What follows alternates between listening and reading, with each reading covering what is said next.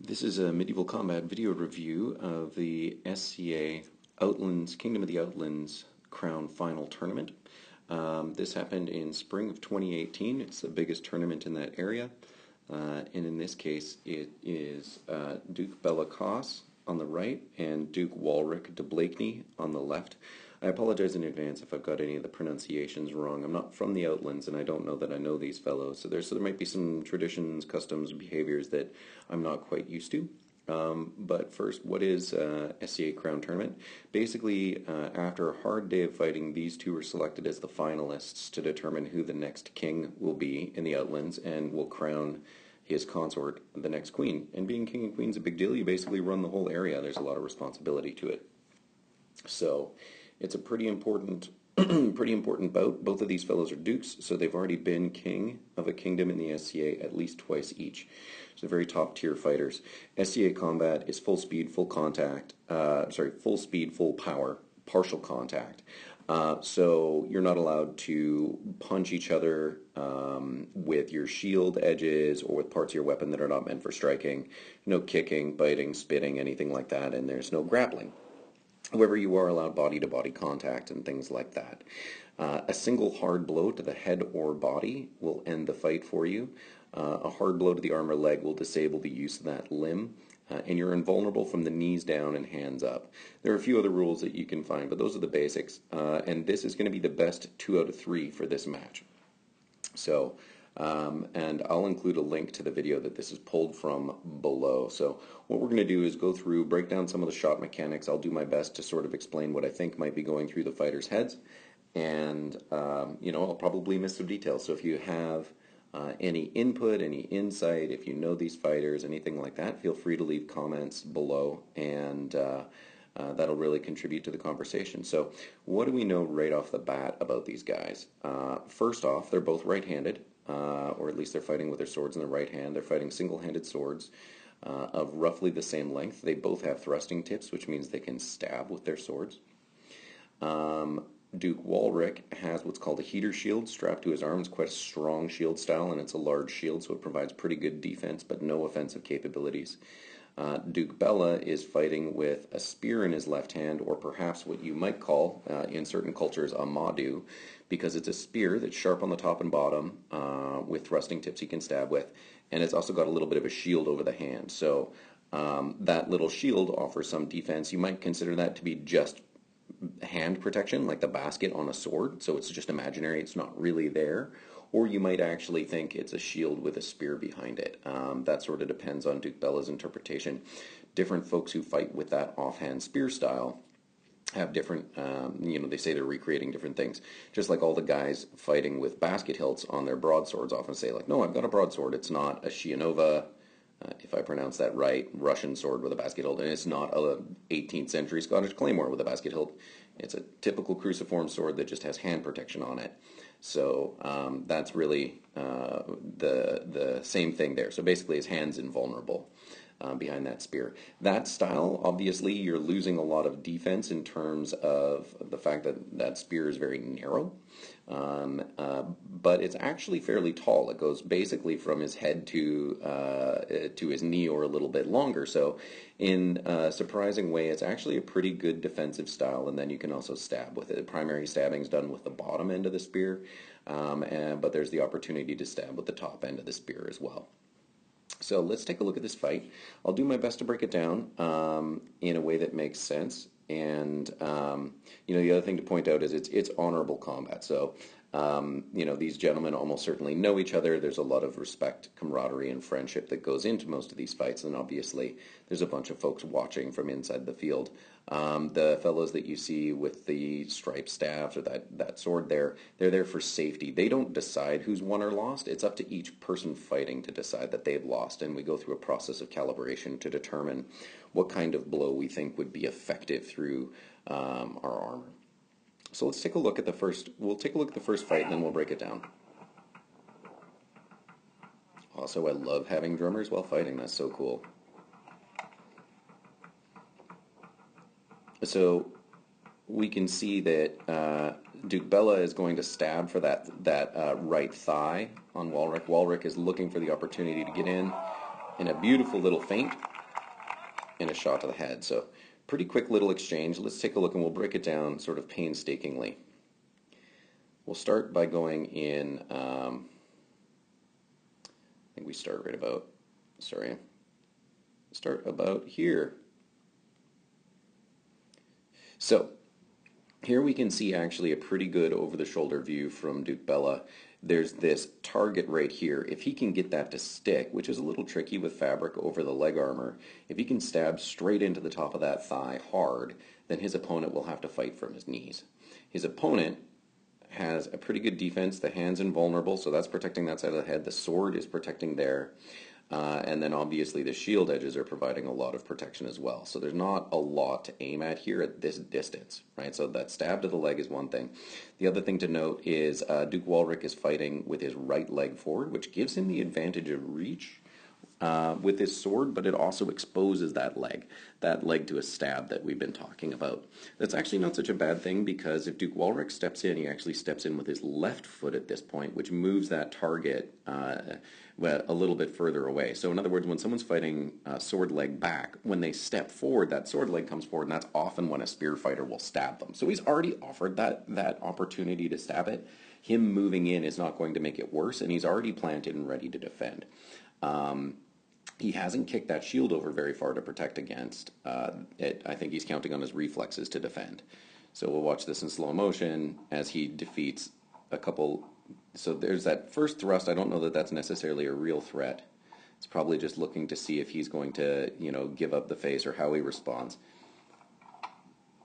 Those first couple shots from Duke Walrick, I think he's also throwing right into defense, just trying to see how things are going to respond. This first initial shot is hoping maybe it's going to tag that back elbow. That's not going to work in that case. He throws right for the leg protection in the spear, and they sort of reset. No counter from Duke Béla at that point.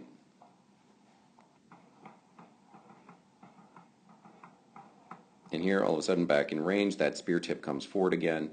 That reminds me a lot of fighting Sir Hathwolf, who made it to Crown Finals many times and on tier. He'll threaten with that point. Duke Walrick opens with the same step. Now in this case, what he's doing, he stepped hard to the right. It's a deep step, and he's trying to throw around that spear. There's a decent chance that what he's thinking is, I'll roll my hand over and do a wraparound shot and hit the back of this arm with the back edge of my own blade. And then Duke Béla is rotating his hand out to help protect against that with a spear. So yeah, there's the back edge wrap, and in this case it's going for the leg. Now, because of the position Duke Béla's in and how far to his right Duke Walrick has stepped, the opportunity to do a counter shot to the head is pretty minimal at this point.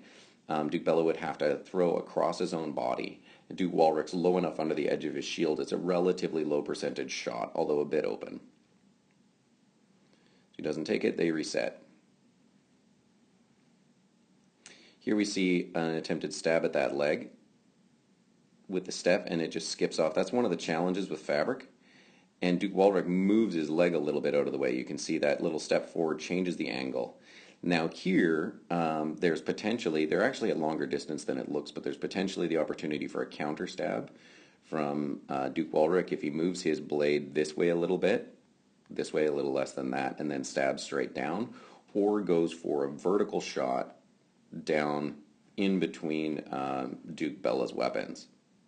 Instead, what it looks like, you can see him chamber over his head. That provides some defense against Duke Béla's sword, if Duke Béla's sword comes this way. And he rotates and throws for a shot to the upper left side of Duke Béla's head, which is a little bit easier to defend, and the top half of Duke Béla's spear is going to be there, no problem. At this point, there's a couple things. Now, keep in mind this is all happening really fast. If Duke Walrick was ready to push off of that back foot, he's got his weapon inside. He's got his sword inside Duke Béla's spear, so he could drive down the center line potentially. And that's why Duke Béla throws the get it away from me shot and as he's stepping out. So Duke Walrick has to use his sword for defense or put his shield really out of position. Square up and they go again. This stab almost gets there. So you'll see in this case, Duke Walrick is actually got his guard open and he's stepping into a closer range than he was at before. Instead of having his right foot planted at this range, he's still stepping it in and his sword is back. So pretty precise thrust, just not quite enough. And that's because he stepped in with the guard not quite ready. And you can see now he's going to tighten up that defense. And that's the position and range we see them at. So in this case, another stab for, in this, let's see, it is just going to turn the shield. So what this is trying to do is it's pushing on this part of the shield to table the shield this way and see what happens. Maybe Duke Béla's thinking at this point Duke Walrick will step in, his shield will be turned over this way, and then there can be a counter shot with a sword.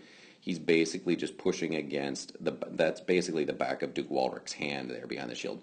Duke Walrick throws another wide outside shot. That keeps the spear at bay, but is a low percentage shot against that weapon style. Now this one's interesting. The sword mechanics on this shot are really interesting. I'm not quite sure. Does dip down, sliding step forward, and then, let's just watch it in slow motion. I'll stop going back and forth.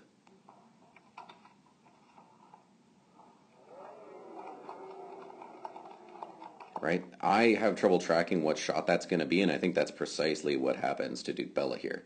So the sword shifts a bit right and down, and then converts over really quickly into what looks like an onside shot. So this one's looking like it's going to come around and outside the spear now. And instead it converts to a sort of a more vertical shot. So instead of coming to the outside of the spear, it comes in between the spear and the sword, right there. You kind of, the hit is between frames, but it looks like it got a bit of that shield defense and tagged him a bit in the head, and Duke Béla takes it because it got through, right? Even though you touch it with your defense, if it still hits your head hard enough, it's still a good shot. So that was an interesting feint. It looked like it was winding up as one onside shot, then it turned into another onside shot, and then the angle was changed, the hand was pushed over in front of the middle of the chest, and it became almost a vertical shot, which is why it was able to sneak in and tag Duke Béla. All right. So first victory to Duke Walrick. Or Walrick, I'm not sure.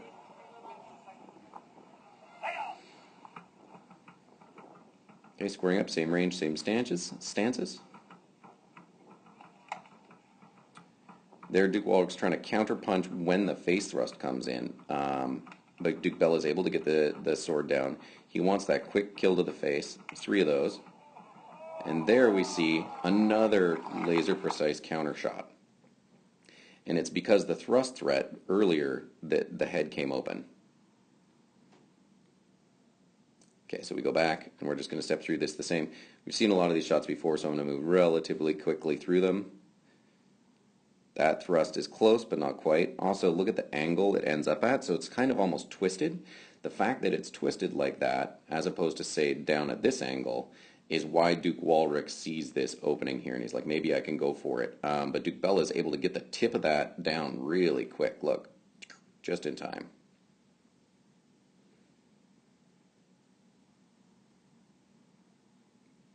Actually, maybe it's not the tip. Maybe it's blocked with the front of the shield. It's a little hard to tell from here. All right, so we see those thrusts to the face again. And again, they are a real threat. That's not a feint. And here you can see the defense when he goes into attack to counter, shrug up the shield out, shrug the sword up and out, and then the blow comes in. Now, in this case, he sees that the blow isn't going to land because he's kind of blind after the shrugs. Shrugs, he's all chambered up, he's ready to fire. But as soon as he gets there, he sees all this defense in his way. So he calls off the shot, does a little pump, maybe I'll throw for the leg. Nope, calls that off as well. And that's when he gets hit. So I think what happened there is he shifts from defense to offense, looks for the attack. No, that's not it. Okay, I'll throw another double pump. I'll look for another place to hit. Oh, that's still covered. And now he's paused in range and his shield has moved too many times. Right, so you get the shield is here for after the thrust, shrugs up, then it moves, and then it moves a second time, and then it just stays put. And you can see by the time he tries to get the knuckles over to block, it's too late. So, and in this case, I think Duke Béla was pretty wise. He did the thrust, kept his defense up, and he's watching for opportunities. Watching, takes a half step back. That changes the opportunity, and now he sees it. Converts with a really quick little teardrop to get the blade started. So this motion, if you look at the tip of the sword, not too hard to get power from this position, but you see he does a little quick circle with the sword, circle back, and down. So that one was, stab someone, get their defense moving, catch him looking in range, and get the counter shot. All right, so this one's for all the marbles. Same range, same setups.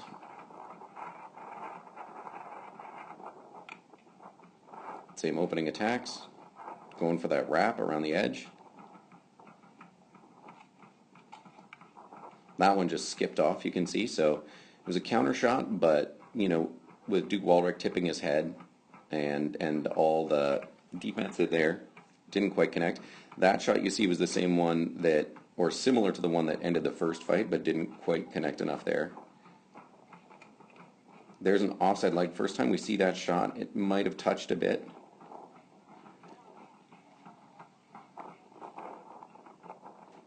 Now we're at maybe just a little longer range, so Duke Walrick takes that extra half step in.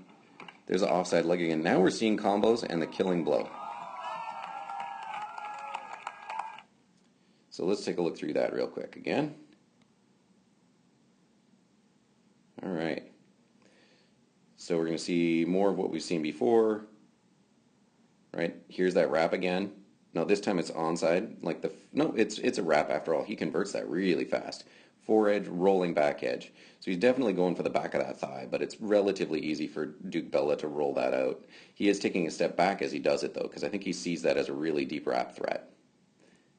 Here's an interesting spot. When he throws for that shield, Duke Walrick rotates the heater. And that's not something you see a lot of people do during that defense. I think he's doing it because it changes all the angles. And now he's still got a sword for defense there. Now, here we see Duke Béla wait and see. He throws that same count at the end of the first fight, but you can see hits the top edge of the shield and the sword and skims off the helmet. So Duke Walrick's idea of rotating the shield might have changed the math there a little bit. Here's a spot where, as Duke Walrick steps in, to me it looks like that leg is open, but it's actually a bit of a feint, I think. So you see, he steps the leg forward, it comes out from behind the shield. If Duke Béla bites on this and stabs him in the leg right now, he might get countered to the head. Duke Béla doesn't do anything with the spear, he just leaves it there for defense. So to me it looks like Duke Walrick was saying, oh, I'm going to step out, rip my leg off as a bait, willing to trade with Duke Béla, or when Duke Walrick stepped out, and I don't think Duke Béla bid on that. I probably would have. I would have been like, oh, there's the leg, I want to get that. Here, this is nice because we can actually see this from the side. Here the spear is actually threatening the leg and the head. And we get just a little bit of tell. So if you look at Duke Béla's hips and lower body, you can see when he's starting to, before the tip of the spear starts to move, you see him settle and move and drive off to get a hard shot. And it's not getting too close to the face, but that's just a little bit of tell he might be able to eliminate. I'm not sure. It is at pretty long range. Now this time, this is really cool. Duke Walrick is throwing what looks like that same outside wrap again. See, the blade tip comes away from the camera and forward again, so it looks like the blade's going to continue to the outside, but that's actually a wind-up for an offside leg that Duke Walrick Duke Béla needs to lean out of a little bit. So the blade maybe comes in and tags just a little here. Maybe it's low. Looks like it might be low or not very hard. It definitely connects with the spear shaft, but that actually got pretty close. Duke Béla closes the distance, recognizing that Duke Walrick's sword is in a bad position there, but doesn't press the attack too hard this time. But this is a preview of what's about to happen. Back out at range.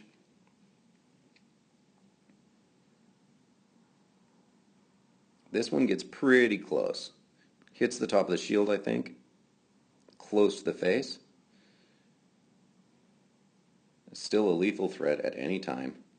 Duke Walrick's being real careful about taking that half step forward. Now he drives in. That's a sliding step, and you can read the offside coming a little further away this time. It doesn't wind up like it's going to be a wrap first.